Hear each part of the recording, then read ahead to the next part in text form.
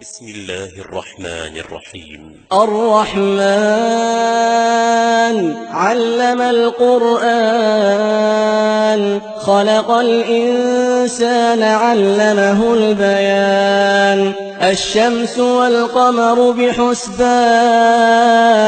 والنجم والشجر يسجدان والسماء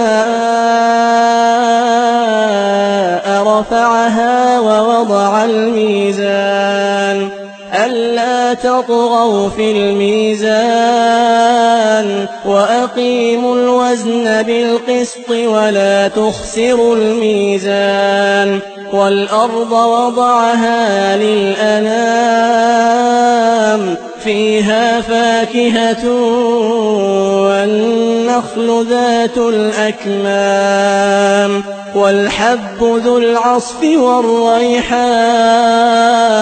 فبأي آلاء ربكما تكذبان خلق الإنسان من صلصال كالفخار وخلق الجان من مارج من نار فبأي آلاء ربكما تكذبان رب المشرقين ورب المغربين فبأي آلاء ربكما تكذبان مرج البحرين يلتقيان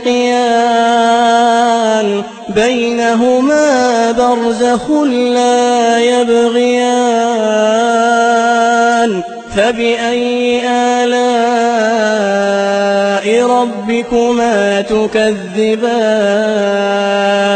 يخرج منهما اللؤلؤ والمرجان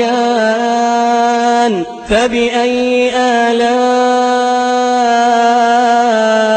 ربكما تكذبان وله الجوار المنشآت في البحر كالأعلام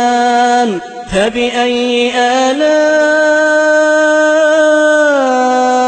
ربكما تكذبان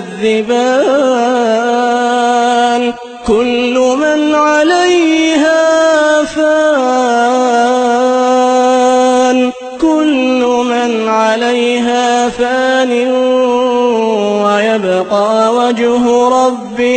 ويبقى وجه ربك ذو الجلال والإكرام.